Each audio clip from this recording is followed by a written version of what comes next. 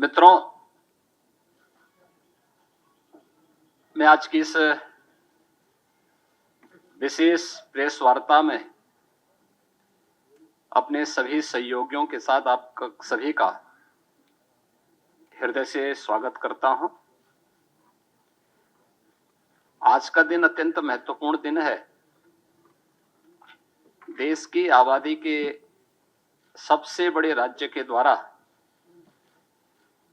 देश के किसी भी राज्य का सबसे बड़ा बजट 2025-26 का आज विधानसभा में प्रस्तुत किया गया है। 2025-26 के इस बजट की कुछ महत्वपूर्ण बातें जो हाइलाइट्स हैं वो क्या हैं, उनके बारे में ही मैं अवगत कराने के लिए यहां पर आपके बीच में आया हूं। आप में से सभी और या ज्यादातर मीडिया से जुड़े हुए बंधुओं ने माननीय वित्त मंत्री जी के बजट भाषण को सुना होगा। बहुत सारी बातें ऐसी होती हैं जो मतवार नहीं हो पाती हैं, लेकिन उनका उल्लेख या तो बजट भाषण पे चर्चा के दौरान हो पाता है या फिर उनका उल्लेख हम लोग इन सभी प्रकार की विशेष प्रेस वार्ता के माध्यम से ही कर पाते हैं। और इसलिए आवश्यक हो जाता है कि उस ओर भी आप सभी का ध्यान आकर्षित हो सके, जिससे जनता जनार्दन तक उन बातों को हम पहुंचा सकें जिसके लिए जनता जनार्दन बड़ी उत्सुकता के साथ प्रतीक्षा करती है। मैं जब 2025-26 का उत्तर प्रदेश का यह बजट आज विधानसभा में प्रस्तुत किया गया है तो मुझे बताते हुए प्रसन्नता की अनुभूति हो रही है कि आदरणीय प्रधानमंत्री श्री मोदी जी के मार्गदर्शन में उत्तर प्रदेश सरकार का यह हमारी सरकार का 9वां बजट है और पिछले 8 वर्ष के अंदर जो कुछ भी सरकार ने कदम बढ़ाए हैं, उत्तर प्रदेश के लिए उठाए हैं, उसके अच्छे परिणाम हम सबके सामने देखने को मिले हैं। मैं इस बजट के प्रस्तुतिकरण के लिए वित्त मंत्री सुरेश खन्ना जी को और वित्त विभाग के अपर मुख्य सचिव समेत उन सभी अधिकारी और कर्मचारियों को हृदय से धन्यवाद देना चाहूंगा जिन्होंने अथक परिश्रम से उत्तर प्रदेश की आशा और आकांक्षाओं के अनुरूप इस बजट को आज सदन के पटल पर प्रस्तुत किया है। यह वर्ष हमारे लिए बहुत महत्वपूर्ण है। देश के संविधान को लागू होने का यह अमृत महोत्सव वर्ष भी है और साथ साथ उत्तर प्रदेश की स्थापना का भी यह अमृत महोत्सव वर्ष है। ये दोनों कार्य जनवरी 1950 में हुए थे और इसलिए 75 वर्ष की शानदार यात्रा के साथ आगामी 25 वर्ष की हमारी क्या योजना हो सकती है, उसका एक रोड मैप तैयार करने के लिए बजट अत्यंत महत्वपूर्ण है। इस अवसर पर हम सब संविधान के शिल्पी बाबा साहब भीमराव अंबेडकर, जिनके नाम पर डबल इंजन की ये सरकार लखनऊ में बाबा साहब भीमराव अंबेडकर स्मारक और सांस्कृतिक केंद्र की स्थापना कर रही है, संविधान के 75 वर्ष की इस यात्रा के लिए उन्हें विनम्र श्रद्धांजलि अर्पित करता हूं और यह केंद्र बहुत शीघ्र बाबा साहब भीमराव अंबेडकर के विचारों का एक केंद्र बन करके संविधान की मूल भावनाओं के अनुरूप वंचितों को वरीयता देने के क्रम को तत्परता के साथ आगे बढ़ाएगी। यह एक नया माध्यम होगा और इसी को थीम में रख करके हमने 2025-26 का अपना बजट प्रस्तुत किया है। मुझे बताते हुए प्रसन्नता है कि पिछले जो बजट हम लोगों ने प्रस्तुत किए थे उन सब की अपनी एक थीम थी। 2017-18 का जो बजट था वह उत्तर प्रदेश के अन्नदाता किसानों को समर्पित था। अन्नदाता किसानों के हितों के लिए जो अनेक कदम सरकार ने उस समय उठाए थे, उनके ऋण माफी के कार्यक्रम रहे हों, उनकी फसल को प्रोक्योर करने के लिए प्रोक्योरमेंट सेंटर और एमएसपी का दाम उन तक पहुंचाने के कार्यक्रम रहे हों, चीनी मिलों के पुनरुद्धार के कार्यक्रम और वर्षों से लंबित गन्ना मूल्य के भुगतान को एक समयबद्ध तरीके से आगे बढ़ाने का कार्यक्रम रहा हो, अच्छे किस्म के बीज और सिंचाई के बेहतरीन सुविधा उन्हें उपलब्ध कराने का रहा हो, ये सब कार्य तत्परता के साथ इसके लिए कदम बढ़ाए गए। और आज मुझे प्रसन्नता है कि डबल इंजन की भारतीय जनता पार्टी की सरकार के द्वारा जो कदम 17-18 में उठाए गए, आज उसका परिणाम है उत्तर प्रदेश के किसानों की आमदनी को, जो 2017-18 के पहले आत्महत्या करने के लिए मजबूर होता था, आज उसको दोगुने से अधिक बढ़ाने में मदद मिली है। वर्ष 18-19 का जो बजट था वह बजट हम लोगों ने उत्तर प्रदेश के बीमारू राज्य से इसको उभारने के लिए इंफ्रास्ट्रक्चर और औद्योगिक विकास के लिए समर्पित किया था। आपने देखा होगा एक्सप्रेस वे में जो उत्तर प्रदेश की भागीदारी बहुत कम थी, आज गंगा एक्सप्रेस वे के पूर्ण होने के साथ ही उत्तर प्रदेश की भागीदारी देश के अंदर इंफ्रास्ट्रक्चर एक्सप्रेस वे में 55% से अधिक हो जाएगा। औद्योगिक विकास की दृष्टि से उत्तर प्रदेश का पहला इन्वेस्टर समिट भी हम लोगों ने 2018 में यहां पर संपन्न किया था और उस दृष्टि से 2018-19 का ये बजट हम लोगों ने प्रदेश की जनता को समर्पित किया था। वर्ष 19-20 का बजट प्रदेश में महिला सशक्तिकरण को समर्पित था, जिसमें हम लोगों ने प्रदेश की मातृशक्ति के उन्नयन के लिए अनेक योजनाएं चलाई थी,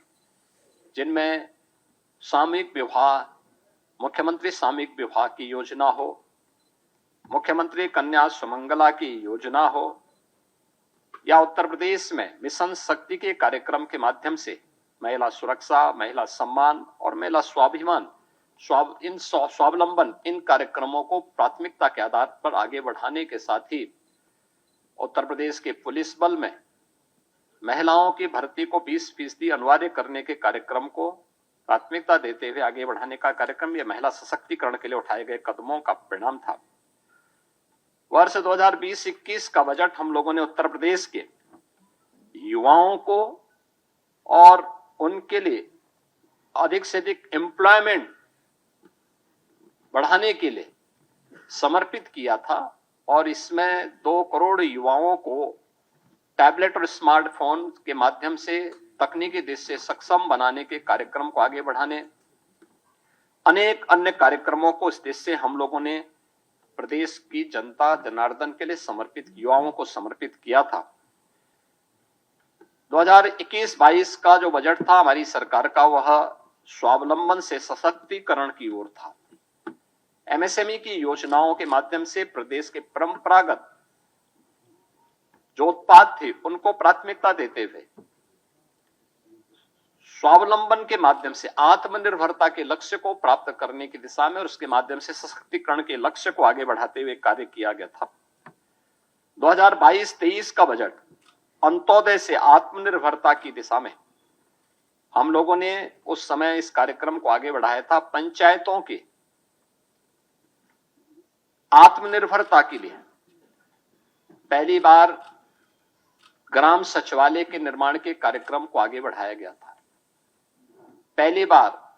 उन सभी क्षेत्रों में कार्य प्रारंभ हुए थे जो महिला सशक्तिकरण के लिए महत्वपूर्ण थे और ग्राम्य विकास की दिशा से हमारी जो आज भी लगभग 70% के आसपास आबादी ग्रामीण क्षेत्र में निवास करती है, उनके लिए इस कार्यक्रम को आगे बढ़ाया गया था, जिसका परिणाम है कि आज उत्तर प्रदेश की हर ग्राम पंचायत में 5 से 7 रोजगार सृजन की संभावना स्वतःस्फूर्त भाव के साथ वहां दिखाई देती है। 2023-24 का बजट उत्तर प्रदेश के अंदर एक त्वरित, सर्वसमावेशी और समग्र विकास के साथ आत्मनिर्भर उत्तर प्रदेश की नींव को सुदृढ़ करने वाला बजट प्रस्तुत किया गया था और 2025-26 का बजट एक राम राज्य के लिए समर्पित, लोक मंगल की कामना से समर्पित बजट था। तो 2025-26 के अंदर जो 2024-25 का हमारा बजट था, ये उत्तर प्रदेश के अंदर टूरिज्म में भी, ट्रेड में भी, टेक्नोलॉजी में भी एक नए उछाल लाने वाला बजट था। पहली बार 65 करोड़ से अधिक पर्यटक उत्तर प्रदेश के अंदर आए। 14 लाख से अधिक इसमें विदेशी पर्यटक भी थे और पर्यटन में जो उत्तर प्रदेश पहले तीसरे नंबर पर था, वह उसने 2019 के बाद से जो गति पकड़ी, वह नंबर 1 पर देश के अंदर आने में सफल हुआ है। और 2025-26 का जो बजट है, यह भारत की सनातन संस्कृति को समर्पित सर्वे भवन्तु सुखिनः की अवधारणा पर गरीब, अन्नदाता किसान, युवा, महिला के उत्थान को समर्पित है, जिसमें प्रधानमंत्री मोदी जी का विजन, जिसमें वंचित को वरेता, यानी वंचित को वरेता उसका एक थीम है, उसका केंद्रीय भाव है, इसको समर्पित है। इस बजट का जो दायरा है, जो कि वित्त मंत्री जी ने अपने बजट भाषण में भी कहा कि 8,08,736 करोड़ रुपये से अधिक का यह बजट है, जो 2024-25 की तुलना में 9.8% अधिक है। इसमें एक तरफ जो बजट का आकार में बढ़ोतरी ये राज्य के सामर्थ्य को प्रदर्शित करता है, तो दूसरी ओर यह बजट डबल इंजन सरकार की प्रतिबद्धता को भी दिखाता है। इस बजट में हमने 2,25,561 करोड़ 49 लाख रुपए कैपिटल एक्सपेंडिचर के लिए इसमें प्रस्तावित किया है, जिसके माध्यम से इंफ्रास्ट्रक्चर पर धनराशि जो व्यय होगी, इससे अधिक रोजगार की सृजन इसके माध्यम से होंगे और यह अर्थव्यवस्था को सुदृढ़ करता है। हमने प्रदेश के अंदर 2017-18 में जब उत्तर प्रदेश की अर्थव्यवस्था, जो प्रदेश की कैसे हमने इसको बढ़ाने में सफलता प्राप्त की है, जो जीडीपी थी वह 12,89,000 करोड़ रुपए की थी, वह आज 24-25 में जो उसका अनुमान है वह 27,51,000 करोड़ रुपए होने का अनुमान वह है। और यह दिखाता है कि इसमें 3 वर्ष का कालखंड ऐसा था जब वैश्विक महामारी कोरोना जैसी त्रासदी का सामना करना पड़ा था, जो आर्थिक दृष्टि से अत्यंत पूरी दुनिया के लिए, केवल भारत के लिए नहीं या केवल यूपी के लिए नहीं, बल्कि पूरी दुनिया के लिए अत्यंत कठिन समय था। और आज उसी का परिणाम है कि 2016-17 में जिस उत्तर प्रदेश की अर्थव्यवस्था देश के अंदर 6ठी-7वीं अर्थव्यवस्था मानी जाती थी, आज उत्तर प्रदेश ने जो लंबी छलांग लगाई है, परिणाम है कि उत्तर प्रदेश आज देश का दूसरी बड़ी अर्थव्यवस्था के रूप में उभरा है। उत्तर प्रदेश के अंदर इसके लिए हमें रेवेन्यू लीकेजेज को समाप्त करने पड़े थे। टेक्नोलॉजी का अधिक से अधिक उपयोग किया गया था। हमें प्रदेश के अंदर राजस्व प्राप्ति के अपने नए साधन उपलब्ध करवाने पड़े थे। और मुझे बताते हुए प्रसन्नता है कि आज उत्तर प्रदेश ने जो कदम उठाए हैं 22-23 हो, 23-24 हो या 24-25 के दौरान देश के सभी राज्यों में उत्तर प्रदेश का अपना एक महत्वपूर्ण स्थान रहा है और हम लोगों ने अपने राजस्व प्राप्ति करने के लिए जो कदम बढ़ाए हैं वह अत्यंत सराहनीय माने गए हैं पूरे देश के अंदर और वित्तीय क्षेत्र के जानकारों ने उसकी सराहना भी की है। मुझे बताते हुए प्रसन्नता है कि आज का जो बजट प्रस्तुत किया गया है, यह बजट जो कुल राजकोषीय घाटा है वह सकल राज्य घरेलू उत्पाद का यानी जो FRBM की जो लिमिट है रिजर्व बैंक ने घोषित की है 3% के अंदर वह 2.97% है और यह एक वित्तीय प्रबंधन की दृष्टि से एक बेहतरीन कदम माना जा सकता है। राज्य सरकार का बहुत व्यवस्थित वित्तीय प्रबंधन इसको मान सकते हैं। राजकोषीय अनुशासन का भी एक उत्कृष्ट उदाहरण ये अपने आप में है। मुझे ये बताते हुए प्रसन्नता है कि जो नीति आयोग के द्वारा राज्यों की राजकोषीय स्थिति के संबंध में जो उनकी रिपोर्ट आई है उस रिपोर्ट के अनुसार भी उत्तर प्रदेश को फ्रंट रनर यानी अग्रणी राज्य के रूप श्रेणी में रखा गया है। ये पहली बार आया है। 2018-19 से 2022-23 की अवधि में जो प्रदेश का जो फिस्कल हेल्थ इंडेक्स है वह 8.9 अंकों में इसमें बढ़ोतरी हुई है। व्यय की गुणवत्ता में सुधार हुआ है। 18 में 13वीं अवधि में पूंजीगत जो व्यय था वह 8.8% से 19.3% के मध्य रहा है और इस अवधि में यह अनुपात देश के प्रमुख राज्यों में औसत अनुपात से जो एवरेज रेशियो था उससे अधिक यूपी का रहा है। प्रदेश ने इस दौरान बेरोजगारी की दर को कम करने में सफलता प्राप्त की है और अत्यधिक रोजगार के सृजन करने में भी प्रदेश ने सफलता प्राप्त की है। उत्तर प्रदेश ने इस दौरान जो कदम बढ़ाए हैं खासतौर पर अपने परंपरागत उत्पाद के लिए MSME सेक्टर पर वन डिस्ट्रिक्ट वन प्रोडक्ट ने पूरे देश के अंदर अपनी एक पहचान बनाई है। लगातार प्रयासों से प्रदेश ने पिछले 8 वर्षों में 45 लाख करोड़ रुपए के निवेश प्रस्ताव प्राप्त किए हैं, जिनमें से अब तक हम लोग 15 लाख करोड़ रुपए से अधिक के निवेश प्रस्ताव को जमीनी धरातल पर उतारने में हमें सफलता प्राप्त हुई है और इसके माध्यम से हमने 60 लाख से अधिक उत्तर प्रदेश के युवाओं को सीधे नौकरी प्रदान करने में भी सफलता प्राप्त की है। हमने बजट में इस बार के बजट में 28,478 करोड़ और 31 लाख रुपए नई मदों के लिए हमने प्रावधानित किया है, जिसमें अवस्थापना विकास के लिए 1,79,131 करोड़ 4 लाख रुपए प्रस्तावित किया है, जो कुल बजट का 22% है। इसमें ऊर्जा क्षेत्र के लिए, सिंचाई के लिए, भारी और मध्यम उद्योग के लिए, नगर विकास के लिए, आवास एवं शहरी नियोजन के लिए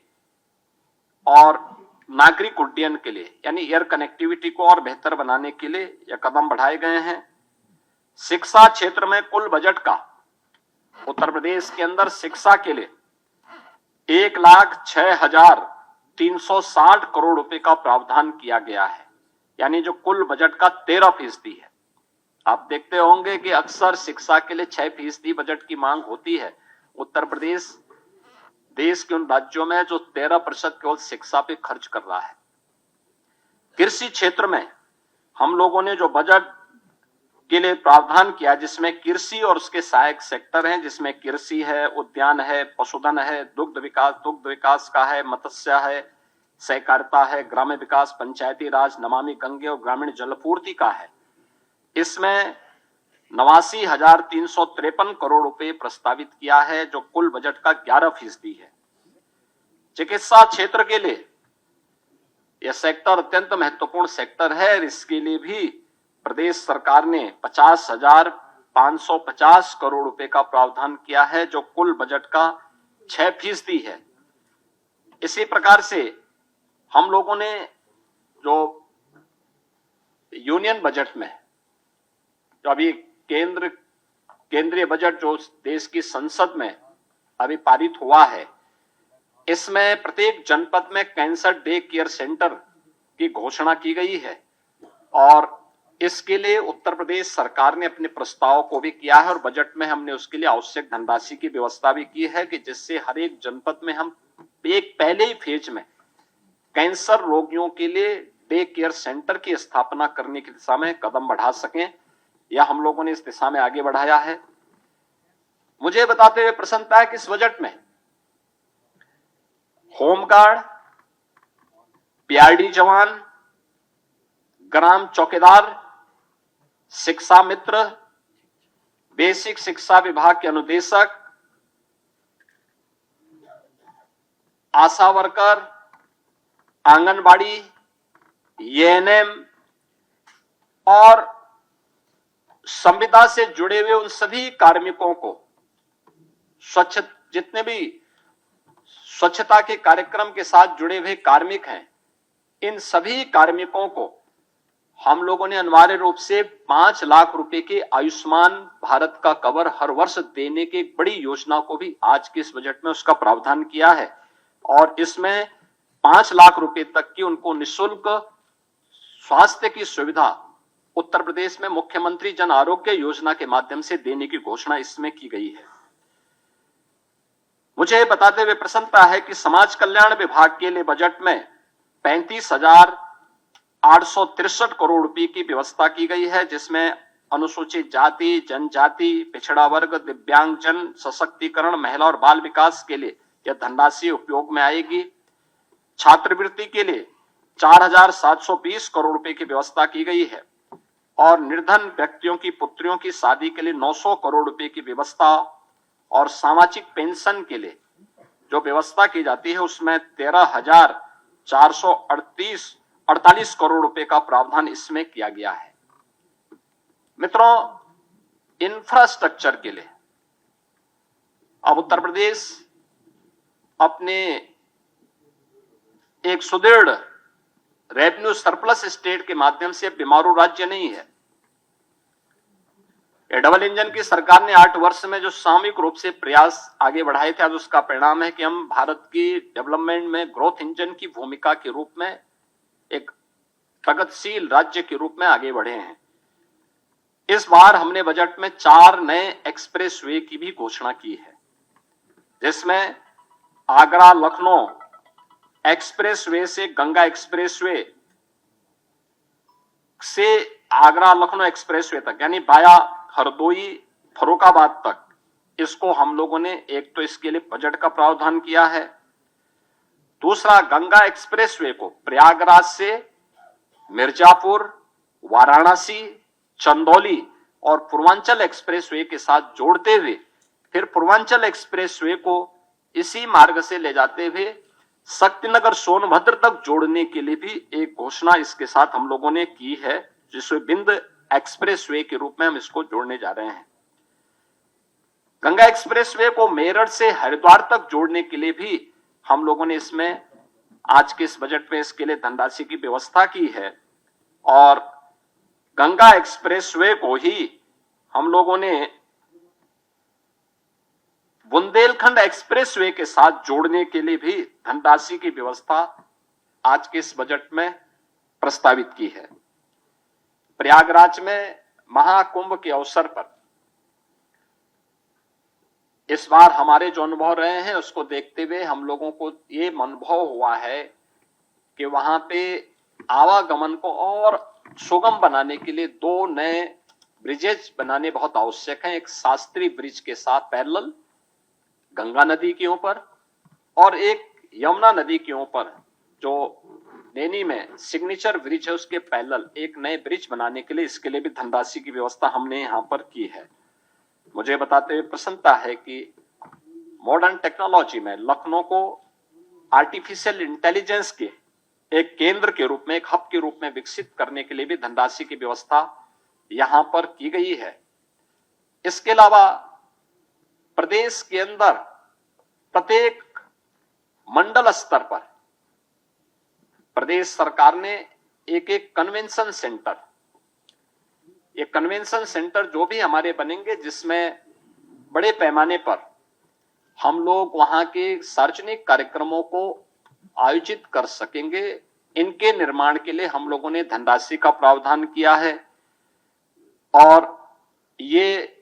सभी नगर निगमों में, खासतौर पर प्रदेश के अंदर सभी नगर निगमों में और खासतौर पर उन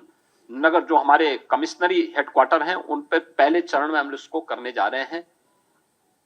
प्रत्येक ग्राम पंचायत में एक उत्सव भवन बनाने के कार्यक्रम को भी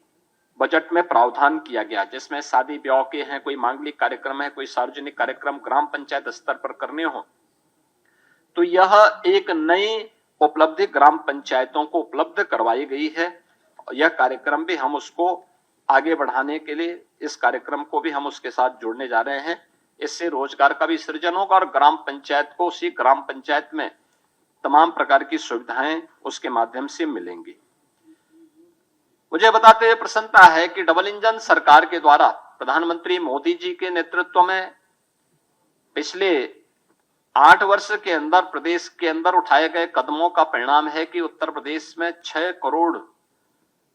लोगों को गरीबी रेखा से ऊपर उठ करके एक सामान्य जीवन यापन करने का एक सुगम मार्ग इस डबल इंजन सरकार ने प्रशस्त किया है। और इस बार गरीबी पर पूरी तरह उसका उन्मूलन करने के लिए सरकार ने जो यूनियन बजट में भी अभी हाल ही में जो बजट प्रस्तुत किया गया, उस बजट की जो थीम है वह भी प्रधानमंत्री मोदी जी ने उसमें जो महत्वपूर्ण प्रावधान किए हैं वह वही एक की $5 ट्रिलियन की इकोनॉमी बनने के लिए भारत के लिए आवश्यक है कि वह जीरो पॉवर्टी के लक्ष्य को प्राप्त करे। और उत्तर प्रदेश देश की आबादी का सबसे बड़ा राज्य है, सबसे बड़ा चैलेंज हमारे सामने है। हमारा सर्वे लगभग पूरा हो चुका है और हमने बजट में उसके लिए प्रावधान किए हैं, दोनों प्रकार के प्रावधान किए हैं। एक, जिनके पास जो सुविधा नहीं है उन गरीबों को उन सुविधाओं के लिए, चाहे वह विभिन्न विभागों के साथ मिलकर के या फिर एक मुफ्त उसको उस व्यवस्था के साथ जोड़ने के लिए, इसके लिए धनराशि की व्यवस्था, जीरो पॉवर्टी को उस टारगेट को अचीव करने के लिए भी हम लोगों ने इस व्यवस्था में की है। और इसके लिए ये व्यवस्था दी गई है कि हम उस लक्ष्य तक उस परिवार को लेके जाएंगे कि मिनिमम वह परिवार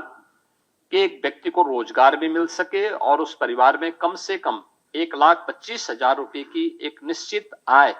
वार्षिक आय उस परिवार के व्यक्ति को रोजगार या किसी न किसी काम के माध्यम से उपलब्ध करवा सके। यह एक प्रयास सरकार के स्तर पर प्रावधान किया गया है। इसके साथ ही हमने इसके लिए धनराशि 2025-26 में इसके लिए अलग से भी धनराशि की व्यवस्था की है। युवाओं के लिए हम लोगों ने एक व्यवस्था की है और इसमें शिक्षा है, रोजगार है, उद्यमता में सरकार की प्राथमिकता को आगे बढ़ाते हुए प्रदेश के हर जनपद में हम लोगों के द्वारा एक प्रावधान किया जा रहा है कि हर जनपद में हम एक डिस्ट्रिक्ट इकोनॉमिक जोन बना सकें, जो एक एम्प्लॉयमेंट जोन के रूप में कर सके। और ये एम्प्लॉयमेंट जोन भारत के अखंड भारत के शिल्पी लौह पुरुष सरदार वल्लभ भाई पटेल के रूप में जाने जाएंगे, जो प्रदेश के युवाओं को उन्हीं के क्षेत्रों में वहीं पे रोजगार के साथ जोड़ने में भूमिका, और ये अलग अलग प्रकार के होंगे, खासतौर पर अलग अलग प्रकार के कार्यक्रमों के साथ जुड़ेंगे। कोई इकोनॉमिक जोन औद्योगिक विकास के लिए होगा, कोई एमएसएमई के लिए होगा, कोई टेक्सटाइल के लिए होगा, कोई एजुकेशन के लिए होगा, कोई हेल्थ के लिए होगा।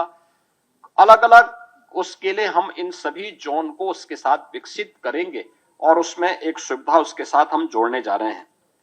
इसके अलावा हम लोगों ने 10 जनपदों में इस बजट में एक प्रावधान किया है कि 10 जनपदों में हम लोग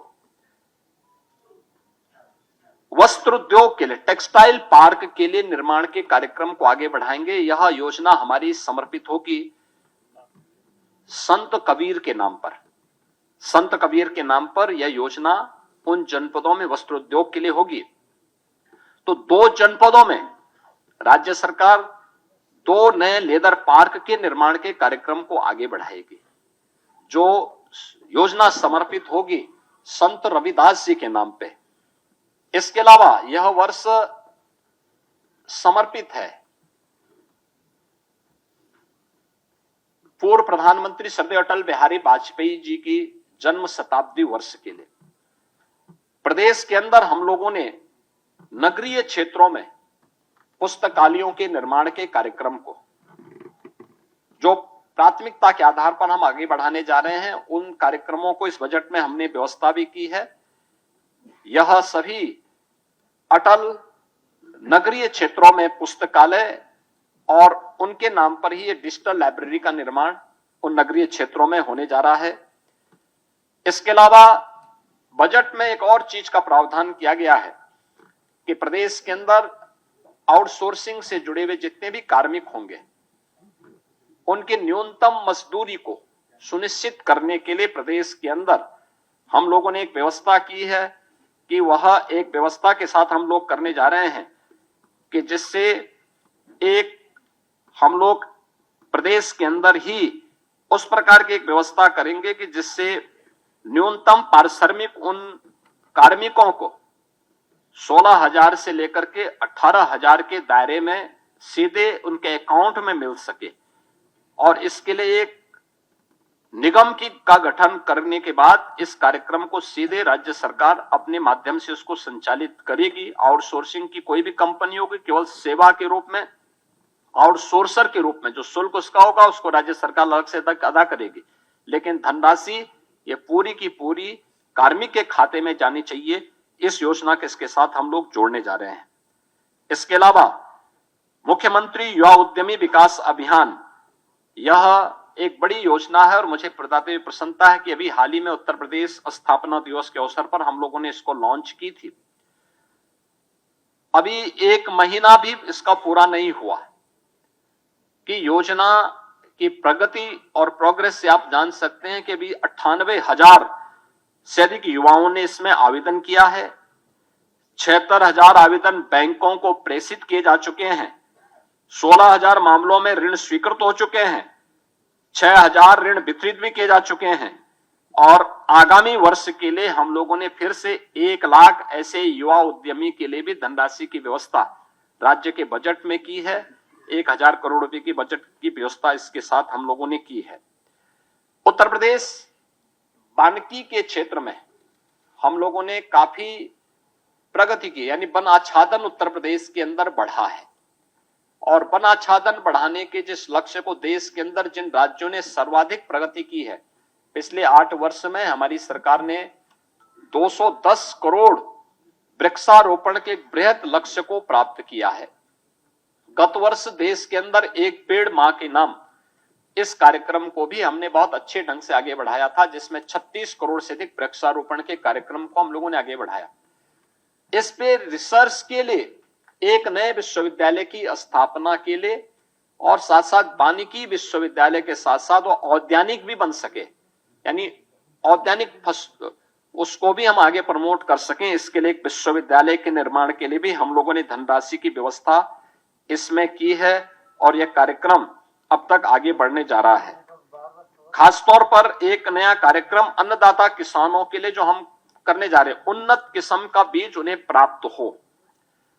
यह लखनऊ में हम लोग उसे एक सीड पार्क का निर्माण करने जा रहे हैं। यह सीड पार्क भारत के पूर्व प्रधानमंत्री और किसानों के मसीहा चौधरी चरण सिंह जी के नाम पर समर्पित होगा। और इसके लिए भी 250 करोड़ 251 करोड़ रुपए की व्यवस्था हम लोगों ने इस बजट में इसका प्रावधान किया है। अन्नदाता किसानों के लिए हम लोगों ने 26 जनपदों में यूपी एग्रीज के अंतर्गत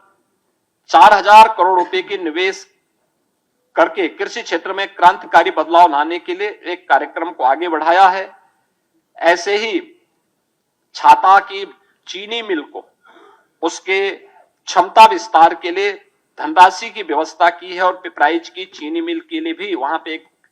इंटीग्रेटेड शुगर कॉम्प्लेक्स में डिस्टिलरी के निर्माण के लिए भी धनराशि की व्यवस्था यहां पर की है। प्रदेश के अंदर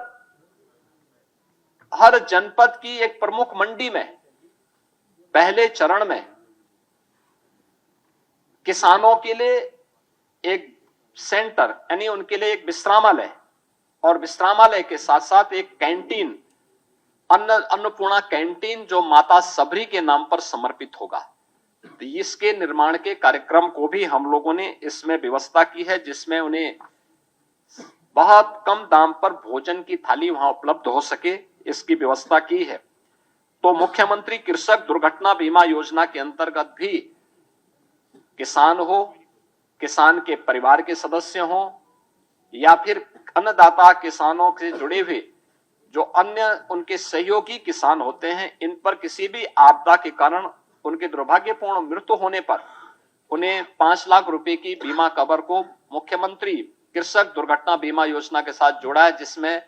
1050 करोड़ रुपए का व्यवस्था किया गया है और निराश्रित गोवंश के रख रखाव के लिए भी 2000 करोड़ रुपए का व्यवस्था हम लोगों ने इस बजट में प्रस्तावित किया है। प्रदेश के अंदर मेधावी छात्र छात्राओं के लिए स्कूटी की एक स्कीम हम लोग इस बजट में प्रावधान किए हैं, जिसके लिए 400 करोड़ रुपए की व्यवस्था की गई है और जिसमें महारानी लक्ष्मीबाई के नाम पर इस योजना को प्रदेश सरकार चलाएगी और इस कार्यक्रम को हम आगे बढ़ाने जा रहे हैं। मुख्यमंत्री सामूहिक विवाह की योजना 51,000 रुपए से बढ़ाकर के 1 लाख रुपए का प्रावधान और इसके लिए भी हम लोगों ने अब तक 4 लाख से अधिक गरीब बेटियों की शादी इसके माध्यम से की है। अब इस राशि को बढ़ाकर के किया गया, इसके लिए धनराशि का प्रावधान किया गया है। इसके अलावा अब तक विधवा पुनर्विवाह में जो प्रोत्साहन राशि थी वो 11,000 थी और जो निराश्रित महिलाएं थी उनकी पुत्रियों के लिए जो सहायता दी जाती थी उसकी राशि 10,000 थी। अब इसको ही बदल करके हमने उसको 1-1 लाख कर दिया है। 1-1 लाख की राशि हम लोग विधवा विवाह के लिए यानी पुनर्विवाह के लिए और विधवा महिलाओं की यानी निराश्रित महिलाओं की जो पुत्रियां थी उनकी शादी के लिए भी अनुमन्य सहायता की राशि को 1 लाख रुपए तक करने के लिए हम लोगों ने कार्य किया जा रहा है, प्रावधान किया गया है। मुझे बताते हुए प्रसन्नता है कि इस बजट में हम लोगों ने उत्तर प्रदेश के अंदर 7 जनपदों वाराणसी, मेरठ, प्रयागराज, गोरखपुर, कानपुर, झांसी, आगरा में श्रमजीवी महिलाओं के लिए यानी कामकाजी महिलाओं के लिए हॉस्टल बनाने के कार्यक्रम को भी इस बजट में प्रावधान किया है। यह योजना समर्पित होगी पुण्य श्लोका माता अहिल्याबाई होलकर के नाम पर। माता अहिल्याबाई होलकर का यह 300वां जन्म जयंती वर्ष है। उनकी स्मृति को नमन करते हुए योजना हम इसके साथ करने जा रहे हैं और इसके साथ ही आंगनबाड़ी कार्यकर्ती और सहायकों के अतिरिक्त मानदेय के लिए भी 971 करोड़ रुपए की व्यवस्था इस बजट में हम लोगों ने यहाँ पे प्रावधान किया है।